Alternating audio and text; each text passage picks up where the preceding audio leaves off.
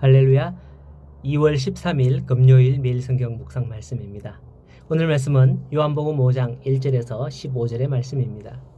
우리 어릴 때에 했던 전설의 고향이라는 프로가 있습니다. 우리 어른들은 아실 텐데 각 지역마다 있던 전설이나 설화를 기반으로 해서 엮어냈던 단편 드라마였는데 매우 흥미진진하게 본 기억이 남아 있습니다. 그때 내용들이 뭐 다 기억은 안 납니다만 귀신이 주로 많이 나왔는데 어쨌든 뭐 시아버지의 병을 고치게 되던 그런 전설, 아들을 낳게 되던 전설, 권선징악에 관한 전설 등 그런 내용으로 대체로 민간의 어떤 두루 퍼진 무속신앙과 관련되는 그런 이야기들이 많이 있었던 걸로 알고 있습니다. 오늘 말씀해 보니 베데스다 목가에 38년 된 병자가 있습니다. 그는 베데스다 행각에서 연못의 물을 움직일 때를 기다리고 있었는데 전설에 의하면 가끔 천사가 못에 내려와서 물을 움직이게 하는데 움직인 후에 먼저 들어가는 자는 어떤 병에 걸렸든지 낫는다라는 전설을 믿고 거기에 들어가기 위해서 기다리고 있던 사람들입니다.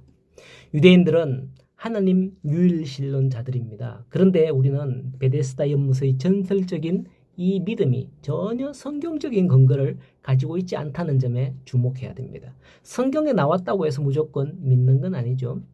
그렇다면 우상이 성경에 거론되었다고 해서 우리가 우상을 믿어야 하나? 아닌 거죠. 이거와 동일한 이치인 거예요.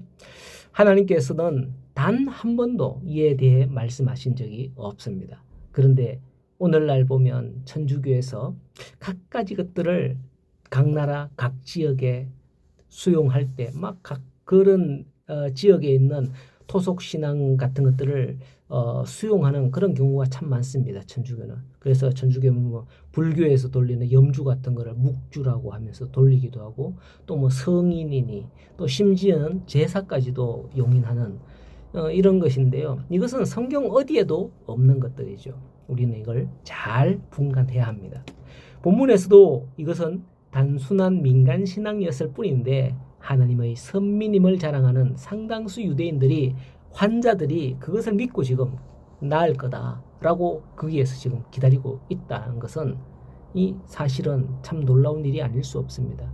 그것은 그들의 간절함이 어떤 것인지 보여주는 것이죠. 누구라도 간절하지만은 길을 모르면 이처럼 어리석게 행하는 법입니다. 그러한 자들이 모여있는 곳에 예수님께서 방문하셨습니다. 예수님께서는 마침 그곳에 있던 38년 된 병자를 보게 됩니다. 그리고는 묻죠. 네가 낫고자 하느냐? 병자의 소원은 무엇이 있겠습니까? 당연히 낫는 거죠.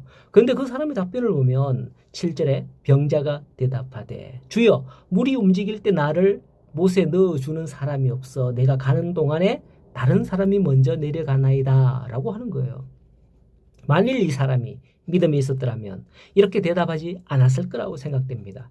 소경을 고치실 때 소경의 말처럼 주여 보기를 원하나이다 뭐 이렇게 낫기를 원하나이다 다윗의 자손이여 나를 불쌍히 여기소서 뭐 이렇게 말했을 겁니다.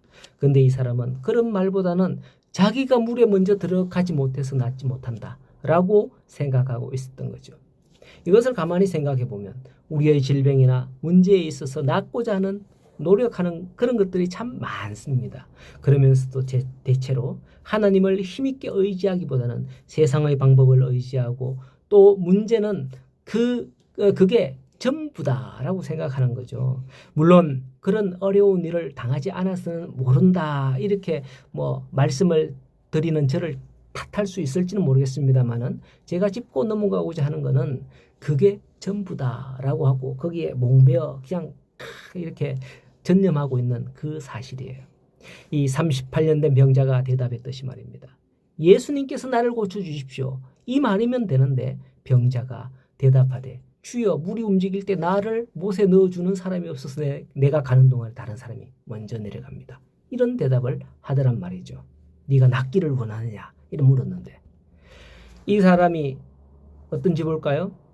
유대인들이 그 사람에게 책망을 합니다. 내가 어찌 안식일인데 네 자리를 들고 가는 것이냐. 예수님이 네 자리를 들고 가라. 이러니까 멀쩡하게 나와서 이제 들고 갈 때 유대인들이 그에게 네가 어찌 안식일인데 네 자리를 들고 가냐. 이렇게 책망할 때 하는 말이 나를 낫게 한 그가 자리를 들고 가라 해서 나는 들고 간다. 라고 그렇게 말하는 겁니다. 그리고는 13절에 고침받은 사람은 그가 누구인지도 알지도 못해요. 누구인지도 사람이 많아서 예수님께서 그 자리를 떠나셨기 때문이겠지만은 심지어 15절에 가면 그 사람이 유대인들에게 가서 자기를 고친 이는 예수다 라고 말을 합니다. 이 일로 말미암아 16절에 유대인들이 안식일에 이러한 일을 행하는 예수를 박해하게 된다라고 하죠.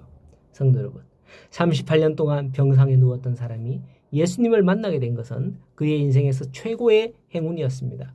만약에 이 사건이 없었더라면 그는 계속 병상에서 일어나 보지도 못하고 세상을 떠나게 되었을 텐데 예수님을 만남으로 새로운 인생의 기회를 얻은 겁니다.